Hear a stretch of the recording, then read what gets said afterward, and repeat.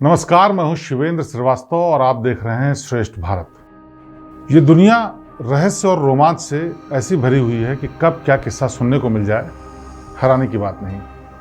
कुछ किस्से ऐसे होते हैं जिन पर यकीन करना बेहद मुश्किल होता है, लेकिन कुछ कहानियों की तरह होते हैं जो आप सुनते हैं और भूल जाते हैं।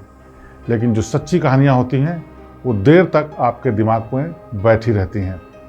ऐसी कहानियों की भी कोई कमी नहीं, लेकिन इनमें भी कुछ किस्से और कहानियाँ ऐसी आती हैं जो होती तो सच हैं, लेकिन उनको सुनने, जानने और देखने के बाद भी यकीन करना मुश्किल होता है।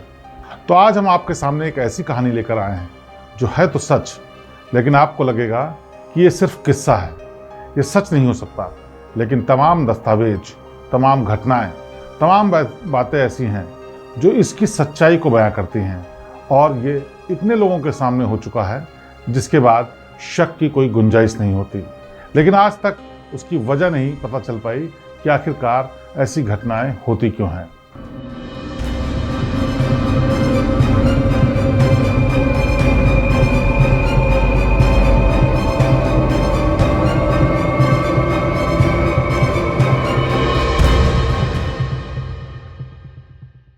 तो इस कहानी के बारे में आपको बताएं उससे पहले पीछे की पृष्ठभूमि बता देते हैं।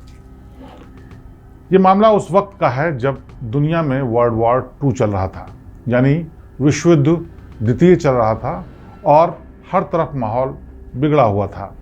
जो देश इसमें शामिल थे वहाँ की शांति भंग हो चुकी थी, और जो देश नहीं शामिल थे उनमें भी इसका असर देखा जा सकता था। ऐसे में एंटरटेनमेंट के लिए तमाम जो तरीके थे वो दुनिया वाले नहीं अपना पा रहे थे, लेकिन फिर भी एक बहुत बेसिक सा पुराना अंग्रेज़ों के ज़माने का तरीका हमेशा अपनाते थे कि लोग शाम के वक्त रेस्टोरेंट्स में जाते थे, क्लब्स में जाते थे, पार्टी में जाते थे और हर उस गम को भूल जाना चाहते थे जो कि वर्ल्ड वॉर 2 की वजह से लोगों के जहन में छाया हुआ था। लंदन में एक जगह है नॉर्थ यॉर्कशायर, बड़ी मशहूर जगह है, लेकिन वर्ल्ड वॉर 2 के वक्त ये पूरी तरह से प्रभावित थी। वहाँ के लोग भी काफ़ी परेशान रहते थे, अंदेशा रहता था कि किस वक्त धमाका हो जाए, किस वक्त असर आ जाए युद्ध का और वो सब कुछ अपना गंवा बैठे। लेकिन उसके बीच में भी लोग तमाम तरीके की अपनी दुनिया की चीज़ें, दुनियादारी की चीज़ें कर रहे थे। बिजनेस, नौकरियां, बाहर निकलने का काम, शॉपिंग का काम, वो सब कर रहे थे। इस युद्ध में शामिल तमाम ऐसे सैनिक भी थे जो जिस वक्त युद्ध नहीं चल रहा होता था या थोड़ी सी शांति होती थी, अपना मन बहलाने के लिए कहीं ना कहीं जाते थे, किसी रेस्टोरेंट में, किसी म्यूजिक कंसर्ट में या किसी प्रोग्राम में, या कहीं कुछ अपना मन पसंदीदा कार्यक्रम देखने के लिए पहुंच जाते थे। नॉर्थ यॉर्कशायर में एक रेस्टोरेंट था, वहां पर अचानक से जब लोगों की आवाजाही ज़्यादा बढ़ गई तो उसने अपने रेस्टोरेंट को रेनोवेट करने की सोची, और इस ख्याल के साथ उसने तमाम बदलाव अपने रेस्टोरेंट में किए। छोटा सा रेस्टोरेंट था जिसमें कॉफ़ी और स्नैक्स की व्यवस्था थी, लेकिन जैसे जैसे ज़्यादा लोग वहाँ आने लगे तो उसके मालिक ने सोचा कि इसको रेनोवेट कर लेते हैं ताकि लोगों को ये जगह बैठने के लिए पसंद आए, वो थोड़ी ज़्यादा देर तक यहाँ बैठें और उससे उसकी आमदनी बढ़ सके। लिहाजा उसने तमाम रेनोवेशन किए, जिसमें फर्नीचर बदला, वॉलपेपर्स बदले, रोशनी के लिए दूसरे इंतज़ाम किए, काउंटर बदले और यहाँ तक कि उसने मेन्यू भी बदल दिया। इसी बीच वहाँ पर तमाम ऐसा फर्नीचर रखा गया जो अलग अलग जगह से लाया गया था। एक दिन इस रेस्टोरेंट में एक सैनिक दाखिल होता है और कोने की एक कुर्सी पर जाकर बैठ जाता है। उसने कॉफ़ी ऑर्डर की और कॉफ़ी ऑर्डर करने के बाद इंतज़ार करता है कि जब कॉफ़ी आएगी तो उसको पिएगा। 10-15 मिनट के बाद जब उसका ऑर्डर किया हुआ सामान और कॉफ़ी आई, उसने चुपचाप कॉफ़ी पी, किसी ख्याल में डूबा हुआ था, और उसके बाद वहाँ से चला गया। लेकिन हैरानी की बात यह है कि जैसे ही वो रेस्टोरेंट से निकला, बाहर सड़क पर गिरते ही उसकी मौत हो गई। लोगों ने उसे उठाया, अस्पताल पहुंचाया। लोगों को समझ में नहीं आ रहा था कि आखिरकार इसको क्या हुआ। रेस्टोरेंट के मालिक ने अपने वेटर और स्टाफ से भी पूछा कि क्या इसकी कहीं तबीयत खराब लग रही थी या कुछ ऐसा लग रहा था कि जिसकी वजह से इस पर असर आया और उसकी मौत हो गई। लेकिन सब ने इस बारे में कोई भी जानकारी होने से इनकार कर दिया। बात आई गई हो गई, जांच हुई और उसके बाद सैनिक के परिवार को उसका शव सौंप दिया गया। पोस्टमार्टम में भी कोई ऐसी बात नहीं आई, लिहाजा परिवार वालों ने भी जांच के लिए कोई जोर नहीं दिया और उन्होंने अंतिम संस्कार कर दिया। उसके चंद दिनों के बाद एक बार फिर से उस रेस्टोरेंट में रौनक वापस आ गई थी। घटना को लोग भूल चुके थे। उसी दौरान एक शख्स फिर से उसी रेस्टोरेंट में दाखिल होता है। अकेला शख्स था, हालांकि उसके साथ कुछ लोग और थे, लेकिन अकेले शख्स ने रेस्टोरेंट के बाहर ही उन लोगों को विदा किया और उसके बाद रेस्टोरेंट में दाखिल होने के बाद उसने कुछ खाने पीने का सामान ऑर्डर किया और चुपचाप कोने की एक कुर्सी पर जाकर बैठ गया। ऑर्डर आता इससे पहले ही लोगों ने देखा कि उसकी तबीयत बिगड़ रही है और वो वहीं पर गश खाकर गिर गया। आन फान में डॉक्टर बुलाए गए, एम्बुलेंस का इंतजाम किया गया, अस्पताल भेजा गया, लेकिन उसकी जान जा चुकी थी। अब रेस्टोरेंट का मालिक हैरान हो रहा था कि आखिरकार क्यों ऐसा हो रहा है। क्या किसी ने कोई झाड़ फूंक कर दी है? क्या कोई यहाँ पर दैवी आपदा आने वाली है या फिर कुछ और बात है? लेकिन किसी को कुछ समझ में नहीं आ रहा था। बहरहाल इस घटना को भी कुछ दिन में भुला दिया गया और फिर से उसका रेस्टोरेंट चलने लगा। लेकिन एक दिन एक महिला फिर से वहाँ दाखिल होती है अपने बच्चों के साथ। बच्चे उसके खेल रहे होते हैं और वो महिला आकर के कोने में उसी जगह पर बैठती है और खाने पीने के लिए ऑर्डर देने के बाद इंतज़ार करती है। ऑर्डर आता है, बच्चे और महिला सब खाने पीने के बाद वहाँ से चले जाते हैं। महिला चूँकि पास की ही रहने वाली थी, लिहाजा रेस्टोरेंट का चलाने वाला मालिक उसको जानता था। उसने संशय भरी निगाहों से ज़रूर देखा, लेकिन उसने कुछ कहा नहीं और वो महिला अपने बच्चों के साथ वापस चली गई। शाम को जब रेस्टोरेंट बंद करके वो अपने घर पहुंचा तो उसकी पत्नी ने उसको बताया कि उसके पड़ोस में जो रोज़ी रहती थी उसकी मौत हो गई। ये सुनने के बाद पीटर, जो कि उस रेस्टोरेंट का मालिक था, वो बेहद हैरान हो गया। उसका दिल घबराने लगा क्योंकि ये तीसरी ऐसी घटना थी जो उसके रेस्टोरेंट से जुड़ी हुई थी। इससे पहले 2 लोग मर चुके थे और अब ये महिला, जो कि उसकी पड़ोसी भी थी, वो भी उसी रेस्टोरेंट में दिन में गई थी और शाम को उसकी मौत हो गई। उसने अब दिमाग लगाना शुरू किया कि आखिरकार इसके पीछे की वजह क्या है। उसको नहीं सूझ रहा था कि आखिरकार वो क्या करे। उसने अपना दिमाग दौड़ाना शुरू किया, अपने स्टाफ और अपने नौकरों से बात करनी शुरू की, लेकिन किसी की समझ में ये नहीं आ रहा था कि आखिरकार ऐसा हो क्यों रहा है। वो भाग करके पास के पुलिस स्टेशन में पहुंचा अपने जानने वालों के साथ और वहां पर उसने बताया कि 3 घटनाएं ऐसी हो चुकी हैं जिसमें लोगों की जानें जा चुकी हैं। लिहाजा उसको शक है कि कहीं ऐसा तो नहीं कि उसके रेस्टोरेंट से जुड़ी हुई कोई पैरानॉर्मल एक्टिविटी हो रही हो और उसकी जांच की जानी जरूरी है। पुलिस वालों ने और प्रशासन के लोगों ने भी एक एक्सपर्ट को लेकर के रेस्टोरेंट में छानबीन की, लेकिन एक्सपर्ट्स ने बताया कि यहाँ पर कोई पैरानॉर्मल एक्टिविटी के निशान नहीं है। लिहाजा जांच बंद कर दी गई और रेस्टोरेंट फिर से चालू कर दिया गया। अभी इस घटना के कुछ ही दिन हुए थे, अचानक एक दिन एक ग्रुप वहाँ पर पहुँचता है जो बस से शायद वहाँ पर घूमने के लिए आए थे और बीच में ब्रेक के दौरान वहाँ पर कुछ खाने पीने के लिए रुके थे। वो लोग भी रेस्टोरेंट में बैठे, पूरा रेस्टोरेंट खचाखच भर गया। वो लोग खाने पीने के बाद वहाँ से चले गए। मालिक पीटर के मन में शंका बहुत थी, डर भी बहुत था, लेकिन उसने अपने इस डर को जाहिर नहीं किया क्योंकि उसके बिजनेस पर असर पड़ सकता था। लिहाजा उसने कुछ भी नहीं बोला। जब सब लोग चले गए, वो इस बात का इंतज़ार कर रहा था, इस बात से डर रहा था कि कहीं कोई बुरी खबर उस तक न पहुँचे। अभी वो इंतज़ार ही कर रहा था, तब तक उसका स्टाफ दौड़ता हुआ बाहर से आया। उसने कहा ग्रुप में से एक शख्स बस के बाहर ही गिर करके मर चुका है। आखिरकार क्या हो रहा था, किसी की समझ में नहीं आ रहा था। अब पीटर इन घटनाओं को देख करके डरने के साथ साथ परेशान भी बहुत हो चुका था। वो चाह रहा था कि जो कुछ भी है उसका सच सामने आए और उसके बिजनेस को जो नुकसान होने की आशंका है उससे भी वो बच सके। कहीं किसी मुसीबत में तो नहीं वो फंस जाएगा। लिहाजा उसने रेस्टोरेंट को कुछ दिनों के लिए बंद कर दिया। किसी ने कुछ दिन बाद उसको राय दी कि हो सकता है कि रेस्टोरेंट के भीतर कोई ऐसी संदिग्ध चीज़ हो जिसकी वजह से लोगों को नुकसान हो रहा है, इसलिए फिर से उसका रेनोवेशन कराया जाए। हिम्मत करके उसने रेस्टोरेंट को खोला और रेस्टोरेंट के भीतर मौजूद तमाम चीज़ों को उसने एक बारगी वहाँ से हटा दिया और उसके बाद बेसिक फर्नीचर के साथ फिर से उसने रेस्टोरेंट को चालू किया। अब सब कुछ ठीक ठाक चल रहा था। महीनों गुजर गए, कोई ऐसी घटना नहीं हुई। पीटर भी शांति से अपने बिजनेस को चला रहा था, उसके मन से डर निकल रहा था। एक दिन फिर से एक ऐसी घटना हुई जिससे उसका डर फिर से वापस आ गया और वो घटना बेहद हैरान करने वाली थी। दरअसल एक दिन एक कोरियर बॉय वहाँ पर आया, वो कुछ पार्सल लेकर के आया था। उस वक्त रेस्टोरेंट में काफ़ी लोग मौजूद थे, तो पीटर ने कहा कि वो कुछ देर के लिए इंतज़ार करे। लेकिन पीटर को ये भी लग रहा था कि हो सकता है कि उसको वक्त ज़्यादा लग जाए, इसलिए अपने स्टाफ से उसने बोला कि जो कोरियर बॉय है उसको नीचे बेसमेंट में बिठा दे और थोड़ी देर बाद जब मैं फ्री हो जाऊँगा तो दस्तावेज पर सिग्नेचर करके अपने कोरियर को ले लूँगा। उसने कुछ सामान का ऑर्डर किया था जो कि आने वाला था और उसके लिए दस्तावेज के लिए सिग्नेचर करने के लिए उसको पीटर को जाना था। आधा घंटे के बाद जब पीटर बेसमेंट में उस लड़के के पास पहुंचा जो कोरियर देने के लिए आया था, तो उसने देखा कि वो लड़का मर गया है और वो मरी हुई हालत में कुर्सी पर बैठा हुआ है। अब उसका दिमाग पूरी तरह से घूम चुका था, क्योंकि वो लगातार ऐसी घटनाएं हो रही थी जो कि उसको हैरान कर रही थी। उसने पूरा फर्नीचर भी बदल दिया था, सेटअप बदल दिया था, फिर भी मौतों का सिलसिला रुक नहीं रहा था। अब लेकिन एक शक उसके दिमाग में बैठ गया कि क्या इन मौतों का रहस्य उस कुर्सी से जुड़ा हुआ है जिस कुर्सी पर एक शख्स बैठा हुआ है। क्योंकि उसने अपने कैमरे में भी देखा कि जब कोरियर वाला लड़का बेसमेंट में गया तो उसने कोई हरकत नहीं की, सीधे जा करके कुर्सी पर बैठ गया, अपने कागजातों को देख रहा था, इधर उधर देख रहा था, लेकिन उसने कोई ऐसी हरकत नहीं की जिससे कि लगे कि कोई उसको नुकसान हुआ होगा, जिसकी वजह से उसको मौत हो गई होगी। अब सारे शक का फोकस उस कुर्सी पर आ गया जिस कुर्सी पर वो शख्स जाकर बैठा था। आनंद फानन में पीटर ने उस कुर्सी को बेसमेंट में एक कोने में रखवा दिया, जिससे कि किसी भी तरीके से वहां तक कोई पहुंच ना सके, और फिर से एक बार हिम्मत जुटाने लगा कि अपने बिजनेस को चला सके। लेकिन इस बार उसकी किस्मत ने और हालात ने साथ नहीं दिया।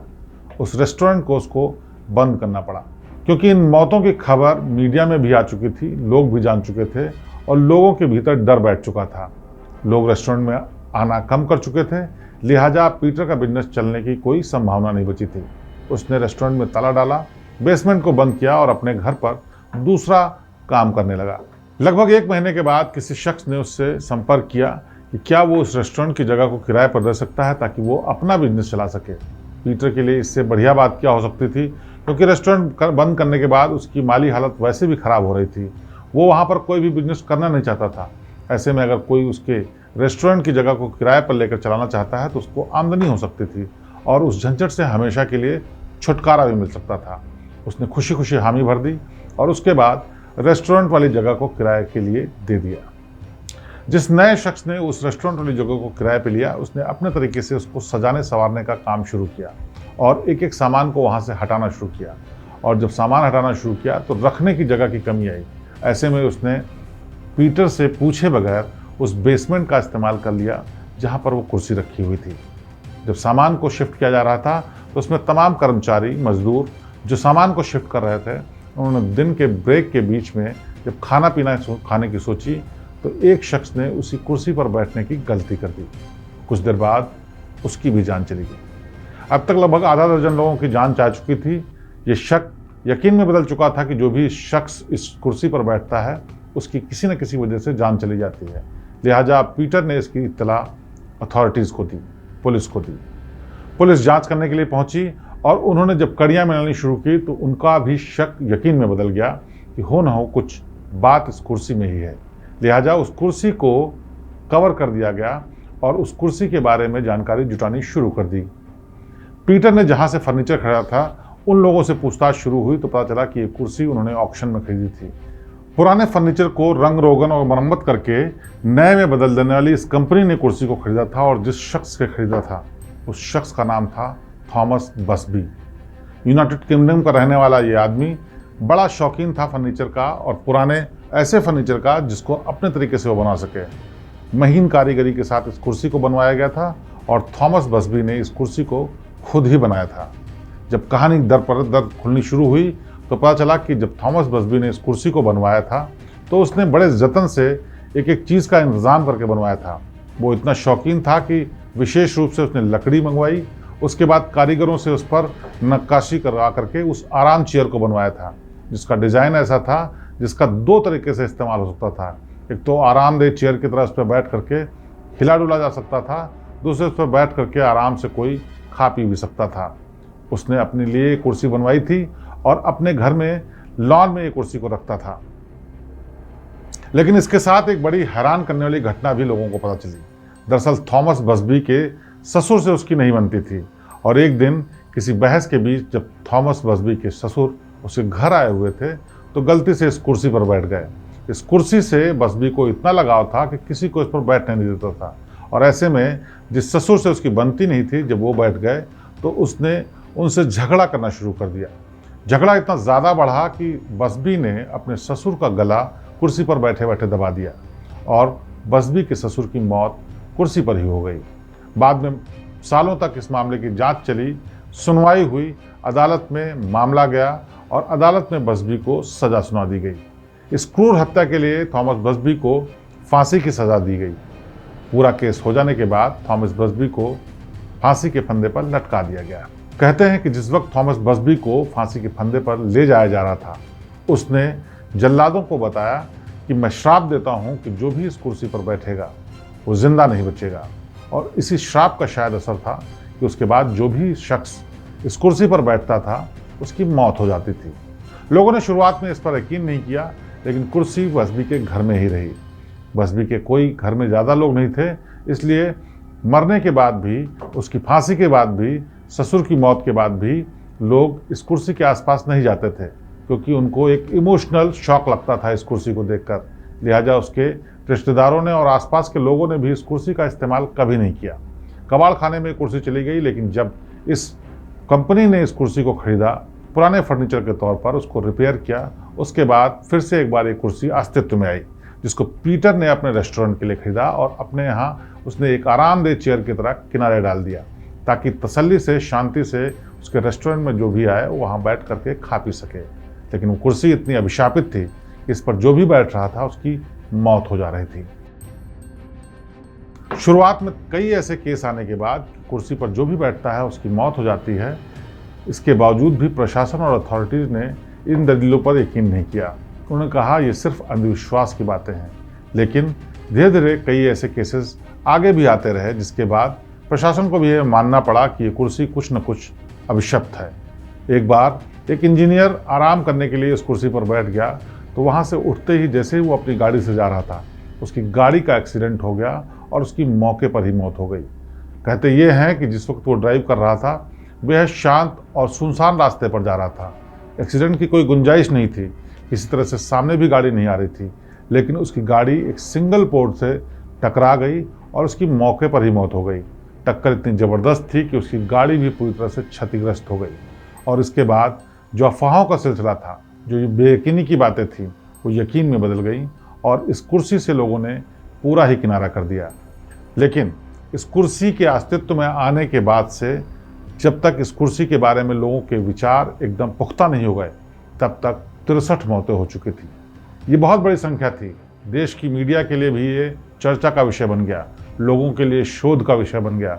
लेकिन कोई इंजीनियर, कोई साइंटिस्ट इस पर शोध भी नहीं करना चाहता था कि आखिरकार इस कुर्सी में क्या है। आखिर में तमाम लोगों ने इस बात को मान लिया कि ज़रूर ये कुर्सी अभिशप्त है और इसको किसी भी तरीके से लोगों की पहुंच से दूर करने का फैसला कर लिया गया। यूनाइटेड किंगडम की सरकार तक भी ये मामला पहुंचा और वहां पर संसद में भी इस कुर्सी को लेकर चर्चा हुई। एक मामूली सी कुर्सी जिसके बारे में संसद में चर्चा की गई कि ये लोगों की जान के लिए खतरा है। ऐसे में इस कुर्सी के लिए क्या किया जाए? बहुत सारे सुझाव आए। किसी ने बोला कि इसमें आग लगा दी जाए, किसी ने बोला इसको डिसमेंटल यानी तोड़ फोड़ दिया जाए, किसी ने बोला इसको ज़मीन के अंदर गाड़ दिया जाए। लेकिन आखिरकार इसको करे कौन, ये बड़ा सवाल था।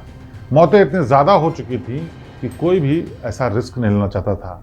ना तो कोई इसको हाथ लगाना चाहता था और ना ही चाहता था कि इसको नष्ट करने में उसका किसी भी तरीके का रोल हो, क्योंकि सबको अपनी जान का डर सता रहा था। आखिरकार इसका फैसला ये किया गया कि इस कुर्सी को सुरक्षित किसी ऐसी जगह पर रखा जाए जिससे कि लोगों तक उसकी पहुंच ना हो, कोई इस पर जाकर गलती से भी नहीं बैठ सके। इसके लिए तय किया गया कि इस कुर्सी को म्यूजियम में रख दिया जाए, क्योंकि लोगों की जिज्ञासा इस बात पर थी कि क्या वाकई ये कुर्सी इतनी अभिशप्त है। लोगों की जिज्ञासा इस बात पर भी थी कि क्या कोई पैरानॉर्मल एक्टिविटी है या फिर क्या है इस कुर्सी का रहस्य। लिहाजा जब यूनाइटेड किंगडम की सरकार ने तय किया तो उस कुर्सी को वहाँ के एक संग्रहालय में भेज दिया गया। ये कुर्सी आज भी लंदन के थर्कस म्यूजियम में रखी हुई है। या यूँ कहें रखी नहीं हुई है, इसको टांग कर रखा गया है। ज़मीन से करीब 6 फुट ऊपर इसको रस्सी से बांध कर लटकाया गया है, ताकि गलती से भी इसको कोई इस्तेमाल ना कर सके, इस पर बैठ ना सके। इसका एंगल ऐसे रखा गया है कि देखने वाले भी लोग दूर से ही देख सकें। इसके बाहर शीशे की एक दीवार लगा दी गई, जिससे कि गलती से भी कोई इसको छू ना सके। और लोग हज़ारों की संख्या में आज भी इसको देखने के लिए आते हैं, क्योंकि लोगों को आज भी यकीन नहीं होता कि ये वही कातिल कुर्सी है। इस पर जो भी बैठा उसकी मौत हो गई। 63 का आंकड़ा इतना बड़ा आंकड़ा होता है कि पूरे देश को हिलाने के लिए काफ़ी है, और एक कुर्सी पर बैठने से मौतें होने लगें तो यह और हैरान करने वाली बात है। लेकिन ये कहानी सच्ची है और आज भी इस कुर्सी को लोग थरकस संग्रहालय में देखने के लिए जाते हैं। संग्रहालय में रखने से पहले इस कुर्सी को नष्ट करने के भी दूसरे तरीके इस्तेमाल किए गए। एक बार इस कुर्सी को गाड़ी में लदवा कर दूर से रस्सियों से बंधवा करके गाड़ी में लदवाया गया और उसके बाद तय किया गया कि इसको समंदर में डुबो दिया जाए। इसको बाकायदा पूरी तरह से वहाँ से ले भी जाया गया, लेकिन रास्ते में फिर से एक बार गाड़ी का एक्सीडेंट हो गया। दूसरी कोशिश में जब लकड़ी की कुर्सी को ले जाया जा रहा था तो सड़क के उस पार एक शख्स ने जा करके जानबूझ करके गाड़ी के सामने छलांग लगा दी, जिसकी वजह से इस घटना की वजह से इस पूरे प्लान को टाल दिया गया। अब आखिर में सब समझ चुके थे कि इस कुर्सी के साथ जरूर कुछ ऐसा जुड़ा हुआ है जिसकी वजह से न तो ये कुर्सी नष्ट होना चाहती है, ना ही अपने अभिशाप को ख़त्म करना चाहती है। लिहाजा इसे लोगों ने एक अनहोनी घटना मान करके, इसको एक अनहोनी अभिशप्त कुर्सी मान करके इसको जैसा ही वैसा ही स्वीकार करने का ठाना। और सरकार ने जब फैसला किया कि इसको संग्रहालय में रखा जाएगा, उसके बाद आज भी ये कुर्सी वैसे ही टंगी हुई है। पूरे संग्रहालय में कई बार साल में मरम्मत होती है, रंग रोगन होता है और देख रेख के तमाम और काम किए जाते हैं, लेकिन जिस जगह पर एक कुर्सी रखी हुई है उस जगह पर न तो रोशनी बदली जाती है, न पुताई की जाती है, ना ही कुछ ऐसा बदलाव किया जाता है जिससे कि गलती से भी इसके कोई बहुत नज़दीक पहुंच जाए। घटना के सालों साल बीत चुके हैं, लेकिन नॉर्थ यॉर्कशायर में आज भी ये किस्सा मशहूर है।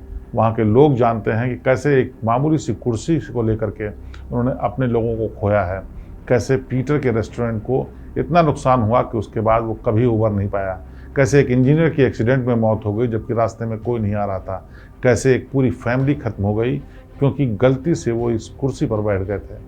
तो यकीन न करने वाली बात है, लेकिन ये सच्चाई है और ऐसी बहुत सी सच्चाइयाँ हैं जिस पर यकीन करने को मन नहीं करता, लेकिन सबूत और गवाह और हालात ऐसे सामने आ जाते हैं जिससे कि लगता है कुछ न कुछ तो ऐसा है जो आपकी हमारी समझ से भी आगे है, और वही शायद बेहद हैरान करने वाला है। तो आज की कहानी में बस इतना ही। अगली बार फिर किसी कहानी के साथ आपके सामने पेश होंगे। तब तक मुझे दीजिए इजाज़त। नमस्कार।